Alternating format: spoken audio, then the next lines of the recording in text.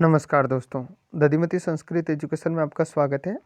दोस्तों, शिक्षा और रोजगार से संबंधित वीडियो हम समय समय पर लेकर के उपस्थित होते हैं। इसी सिलसिले में आज हम शिक्षा मनोविज्ञान से संबंधित प्रश्न लेकर के उपस्थित हुए हैं, जिसमें आप स्वयं अपनी तैयारी को परख सकते हैं और प्रश्नों को याद भी कर सकते हैं और आप खुद इन चारों ऑप्शनों में से सही उत्तर का चयन भी कर सकते हैं। तो ये मैजिकल तरीके से वीडियो चलेगा, जिसमें आप आसानी से जान पाएंगे कि कौन सा प्रश्न सही है, किस प्रश्न का उत्तर सही है अथवा गलत है, और आप कमेंट बॉक्स में जाकर के कमेंट भी कर सकते हैं। दोस्तों, वीडियो को लाइक करना बिल्कुल भी ना भूलें। वीडियो पूरा ज़रूर देखें, सभी प्रश्न देखें, और बारी बारी से जो वीडियो आएंगे उसमें हम लगभग 2000 प्रश्न पे चर्चा करेंगे। तो शुरू करते हैं आज का ये बहुत ही महत्वपूर्ण वीडियो, और अपने मित्रों के साथ इसे शेयर भी ज़रूर करें। और आप यदि पहली बार पधारे हैं हमारे चैनल पे, तो सब्सक्राइब करके बेल आइकन भी ज़रूर प्रेस करें। तो आइए दोस्तों, शुरू करते हैं आज का ये महत्वपूर्ण टॉपिक सिलसिला। निम्न में से कौन सा अधिगम पठार का कारण नहीं है? वह सीखने की प्रक्रिया जो सीखने में अवरोध का कारण नहीं है। विद्यालय का असहयोग, प्रेरणा की सीमा, शारीरिक सीमा और ज्ञान की सीमा। तो ज्ञान की सीमा, शारीरिक सीमा और जो प्रेरणा की सीमा है, ये अधिकतर पठार का कारण बनती है। विद्यालय जो बच्चा जब सीखता है, अधिगम करता है, तो उसमें ये प्रेरणा की जैसे किसी को प्रेरणा कम मिले या अधिक मिले, तो वहाँ पर पठार का कारण बन सकता है। यदि कोई शारीरिक रूप से कमज़ोर है, तो उसमें भी सीखने की जो क्षमता है वो कम हो सकती है। यदि ज्ञान की बात करें, तो ज्ञान की सीमा भी पठार का कारण बन सकती है, लेकिन विद्यालय का असहयोग होना ये इसका कोई कारण नहीं होता है। तो देखते हैं इसका सही उत्तर क्या है। तो बिल्कुल सही है। तो अधिगम के पठार का कारण है विद्यालय का असहयोग। बात करें आगे दूसरे प्रश्न पे। अधिगम, अनुभव और प्रशिक्षण परिणाम स्वरूप व्यवहार में परिवर्तन है। अधिगम, अनुभव और प्रशिक्षण परिणाम स्वरूप व्यवहार में परिवर्तन है। ये कथन किसके द्वारा कहा गया है? तो आप ये याद कर सकते हैं कि इस प्रकार का ये जो कथन है, ये कई बार परीक्षाओं में पूछा भी जा चुका है। सेकंड ग्रेड में भी ये पूछा जा चुका है। अधिगम, अनुभव और प्रशिक्षण परिणाम स्वरूप व्यवहार में परिवर्तन है, ये कथन किसका है? आप कमेंट बॉक्स में जाकर के कमेंट भी कर सकते हैं। मॉर्गन और गिलीलैंड का है, स्किनर का है, गेट्स या अन्य का है, और क्रोनबेक का है। तो देखते हैं इसका सही उत्तर क्या होना चाहिए। इसका सही उत्तर है गेट्स व अन्य। जी हाँ, बिल्कुल सही उत्तर है गेट्स व अन्य। बात करते हैं आगे। स्टैनफोर्ड बिने परीक्षण मापन करता है।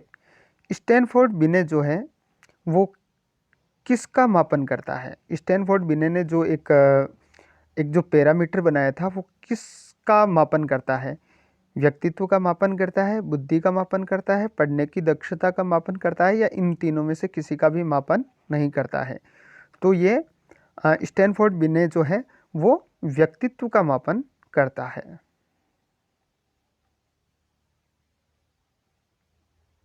समझ आएंगे ये इसमें ये स्टैनफोर्ड बिने समझ आता हूँ। स्टैनफोर्ड बिने जो है वो बुद्धि का मापन करता है कि उस व्यक्ति की जो है बुद्धि लब्धि कितनी है। 0 से 25 जड़ बुद्धि के अंतर्गत आता है, फिर 25 से 50 मूर्ख बुद्धि के अंतर्गत आता है, 50 से 75 जो है वो सामान्य बुद्धि के अंतर्गत आता है। इस तरीके से बुद्धि के स्टैनफोर्ड बिने परीक्षण जो है वो बुद्धि के परीक्षण का मापन करता है। तो देखते हैं अगला सवाल। अंतर्मुखी व्यक्तित्व एवं बहिर्मुखी व्यक्तित्व का वर्गीकरण किसने किया?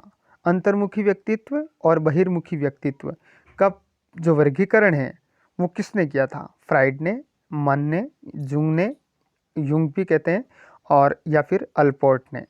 तो हम सब ये जानते हैं कि युंग एक ऐसे व्यक्ति थे जिन्होंने अंतर्मुखी और बहिर्मुखी व्यक्तित्व को निर्धारण किया था, और उन्होंने उसकी अलग अलग विशेषताएं भी बताई थी। तो देखते हैं सही उत्तर क्या है।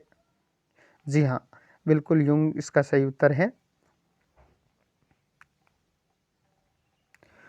बच्चों के सामाजिक विकास को प्रभावित करने वाले कारक हैं। बच्चों के सामाजिक विकास को प्रभावित करने वाला कौन सा कारक है? इनमें से वह कारक जो सामाजिक विकास को प्रभावित करता है। आर्थिक तत्व, शारीरिक तत्व, वंशानुगत तत्व या सामाजिक परिवेश जन्य तत्व। तो सामाजिक परिवेश जन्य तत्व है वो सामाजिक विकास को प्रभावित करता है। तो देखते हैं सही उत्तर। जी हाँ, बिल्कुल। आप स्क्रीनशॉट भी इसका ले सकते हैं। निम्न में से कौन सा शारीरिक विकास का एक प्रमुख नियम है? निम्न में से कौन सा शारीरिक विकास का एक प्रमुख नियम है? तो मानसिक विकास से भिन्नता का नियम, द्रुतगामी विकास का नियम, नियमित अनियमित विकास का नियम, कल्पना और संवेगात्मक विकास का नियम। तो ये क्या कह रहा है कि शारीरिक विकास का एक प्रमुख नियम कौन सा है? तो शारीरिक विकास का प्रमुख नियम कौन सा है? देखते हैं इसका उत्तर, अनियमित विकास का नियम। अनियमित विकास का नियम जो है वो शारीरिक विकास का एक नियम है, क्योंकि शरीर का जो विकास होता है वो निश्चित क्रम में नहीं होता है, सबका अलग अलग होता है। तो ये नियमित नहीं होकर के अनियमित होता है। आगे बात करें, निम्न में से कौन सा विकास का सिद्धांत नहीं है? हमें इन चारों ऑप्शनों में उस सिद्धांत को ढूंढना है जो विकास का सिद्धांत नहीं है। निरंतर विकास का सिद्धांत, अनुकूलित प्रत्यावर्तन का सिद्धांत, परस्पर संबंध का सिद्धांत, समान प्रतिमान का सिद्धांत। तो निरंतर ये भी विकास का है, परस्पर विकास का है, समान प्रतिमान ये भी विकास का है, लेकिन अनुकूलित प्रत्यावर्तन का सिद्धांत जो है वो लगभग वृद्धि का सिद्धांत होता है। तो जी हाँ, बिल्कुल। आगे यदि हम बात करें, विकास के परिणाम स्वरूप नवीन विशेषताएं और नवीन योग्यताएं प्रकट होती है। विकास के परिणाम स्वरूप नवीन विशेषताएं और नवीन योग्यताएं प्रकट होती है। ये कथन किसने दिया था? तो ये कथन हरलोक ने दिया है, या गेसेल ने दिया है, या मेरेडिथ ने दिया है, या डगलस हॉलैंड ने दिया है। तो ये कथन जो है ये कई बार परीक्षाओं में पूछा भी जा चुका है, रीट में भी पूछा जा चुका है, आप देख सकते हैं इसको, और कई परीक्षाओं में भी ये पूछा जा चुका है। विकास के परिणाम स्वरूप नवीन विशेषताएं और नवीन योग्यताएं प्रकट होती है, ये कथन हरलोक ने दिया है। देखते हैं, जी हाँ, बिल्कुल। अगला सवाल देखें हम, मूल प्रवृत्तियों को 14 प्रकार से किसने वर्गीकृत किया है? तो हम सब ये जानते हैं कि जो मूल प्रवृत्तियां हैं उसको 14 अलग अलग भागों में किसने बांटा है? ड्रेवर ने बांटा है, मैकडूगल ने बांटा है, थॉर्नडाइक ने, या वुडवर्थ ने। तो ये किसने बांटा है? मैकडूगल ने बांटा है। तो देखते हैं इसका सही उत्तर क्या है। जी हाँ, बिल्कुल, मैकडूगल। अगला यदि हम सवाल देखें 10वां नंबर का, तो दोस्तों आपको ये वीडियो कैसा लग रहा है आप कमेंट बॉक्स में जाकर के ज़रूर से बताएं, और क्या इसमें और नए परिवर्तन कर सकते हैं आप वो भी कमेंट बॉक्स में लिखें। और अन्य जो विषय हैं, संस्कृत है, हिंदी है, उसके भी हम वीडियो समय समय पर बहुत जल्द लेकर के उपस्थित हो रहे हैं। तो आपसे निवेदन है कि आप इस चैनल के साथ बने रहें। किसी दूसरी वस्तु की अपेक्षा एक वस्तु पर चेतना का केंद्रीकरण अवदान है। किसी दूसरी वस्तु की अपेक्षा एक वस्तु पर चेतना यानी बुद्धि का केंद्रीकरण करना अवधान है। ये कथन किसका है? रोस का है, मन का है, डम्बिल का है, या मैकडूगल का है? तो ये मेरे हिसाब से जो कथन है ये मैकडूगल का होना चाहिए। तो देखते हैं इसका सही उत्तर क्या है। तो ये रोस का कथन,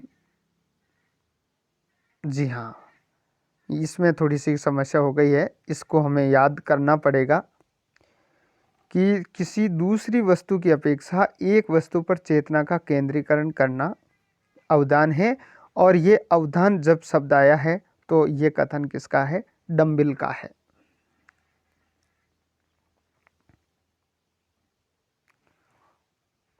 अगला बहुत ही सरल प्रश्न है। हम सब ये जानते हैं कि थॉर्नडाइक के जो सीखने के जो नियम हैं उनमें कुछ गौण नियम हैं और कुछ मुख्य नियम हैं। तो उसी से संबंधित ये प्रश्न है कि निम्न में से कौन सा सीखने के मुख्य नियमों में शामिल नहीं है। तो मुख्य नियम कौन कौन से हैं? तत्परता का नियम है, अभ्यास का नियम है, प्रभाव का नियम है और बहु अनुक्रिया का जो नियम है वो कौन सा नियम है? गुण नियम है। तो देखते हैं। जी हाँ, बिल्कुल।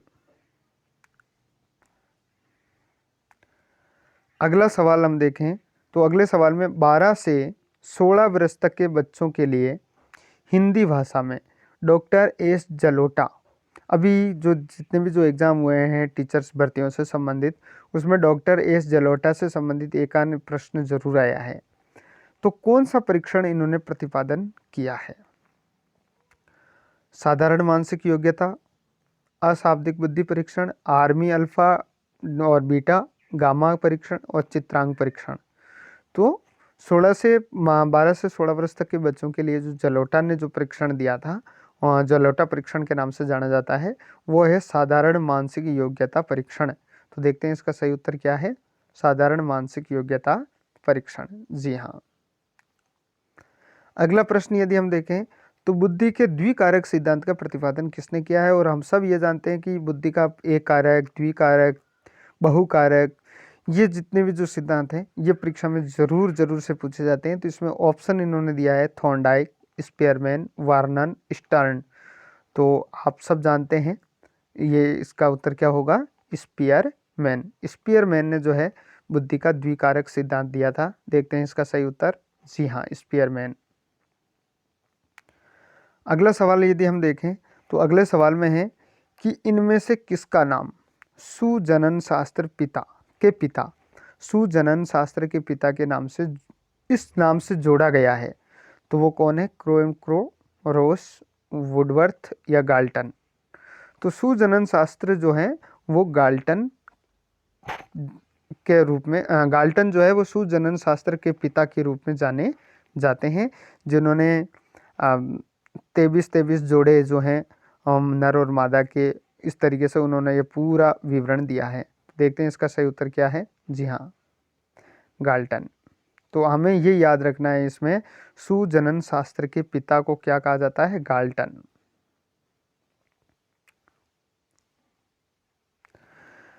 अगला प्रश्न है ग्रंथियों के आधार पर व्यक्तित्व के विभिन्न प्रकारों की चर्चा किसने की? ग्रंथियों के आधार पर व्यक्तित्व के विभिन्न प्रकारों की चर्चा किसने की? तो केनन, क्रेस्मर, यूंग और स्प्रेंजर। तो ये कौन है? ग्रंथियों के आधार पर करने वाले कौन है? केनन। देखते हैं सही उत्तर क्या है? जी हाँ, केनन। अगला जो सवाल है, सृजनात्मकता मौलिक सृजनात्मकता मौलिक परिणामों के अभिव्यक्त करने की एक मानसिक प्रक्रिया है। सृजनात्मकता मौलिक परिणामों को अभिव्यक्त करने की एक मानसिक प्रक्रिया है। ये कथन किसने दिया है? कॉलेम ब्रूस ने दिया है, ड्रेहेबल ने दिया है, क्रो ने दिया है और डीहान ने दिया है। तो ये कथन जो है सृजनात्मकता मौलिक परिणामों को अभिव्यक्त करने की एक मानसिक प्रक्रिया है, ये कथन दिया है क्रो ने। तो क्रो एवं क्रो के कथन भी हर बार जो है परीक्षा में पूछे जाते हैं। देखते हैं इसका सही उत्तर क्या है? जी हाँ, बिल्कुल, क्रो एवं क्रो ने दिया है। अगला जो प्रश्न है वो है विद्रोह की भावना। ध्यान रखें, शब्द आया है विद्रोह की भावना की मूल प्रवृत्ति किस अवस्था में अधिक पाई जाती है? किस अवस्था से संबंधित है? तो बाल्यावस्था, शिशुअवस्था, मध्य किशोर अवस्था या पूर्व किशोर अवस्था? तो ये जो है पूर्व किशोर अवस्था में विद्रोह की भावना जो है, बच्चा अपनी जिद पे अड़ जाता है और किसी का कहना नहीं मानता है, उसकी दिशा भटक सकती है। तो विद्रोह की भावना जो है वो अधिकतर 12 वर्ष की आयु के आसपास, 10 से 11 वर्ष की आयु के आसपास अधिक पाई जाती है। तो इसे कहते हैं पूर्व किशोर अवस्था। देखते हैं इसका सही उत्तर क्या है? पूर्व किशोर अवस्था। विद्रोह की भावना पूर्व किशोर अवस्था में ज़्यादा देखने को मिलती है। अगला प्रश्न है सीखने की वह अवधि जब सीखने की प्रक्रिया में कोई उन्नति नहीं होती। जब हमने पहला प्रश्न पढ़ा था तो उसी का ये प्रश्न यहाँ पर आया है, सीखने की वह अवधि जब सीखने की प्रक्रिया में कोई उन्नति नहीं होती।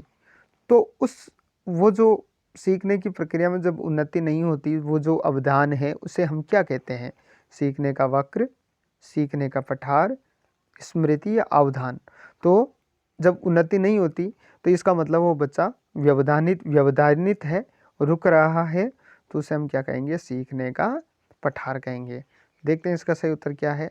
जी हाँ, सीखने का पठार। अगला जो प्रश्न है वो है, सीखने में प्रयास व भूल के सिद्धांत का प्रतिपादन किसने किया? सीखने में प्रयास व भूल के सिद्धांत का प्रतिपादन किसने किया? कोहलर ने, पावलोव ने, थॉर्नडाइक ने या गेस्टाल्ट ने? तो ये तो एक विचारधारा थी गेस्टाल्टवादी।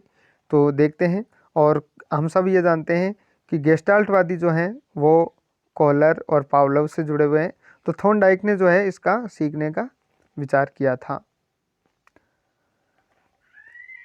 अगला जो सवाल है, सामान्य संयुक्त कोशिका में गुणसूत्रों के जोड़े होते हैं।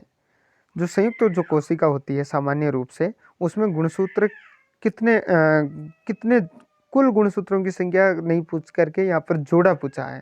तो हम सब ये जानते हैं कि कितने जोड़े होते हैं? 23 जोड़े होते हैं।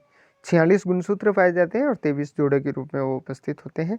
देखते हैं इसका सही उत्तर क्या है। जी हाँ, बिल्कुल 23। तो दोस्तों, ये वीडियो आपको कैसा लगा 20 प्रश्नों का? आशा करता हूँ कि आपको वीडियो अच्छा लगा होगा। अपने मित्रों के साथ ज़रूर से शेयर करें, और इसमें और कुछ चेंजेज हो या इस तरीके के और प्रश्न लाएं तो आप जो है कमेंट बॉक्स में ज़रूर कमेंट करें। मिलते हैं अगले वीडियो में, तब तक के लिए जय हिंद, जय भारत, धन्यवाद।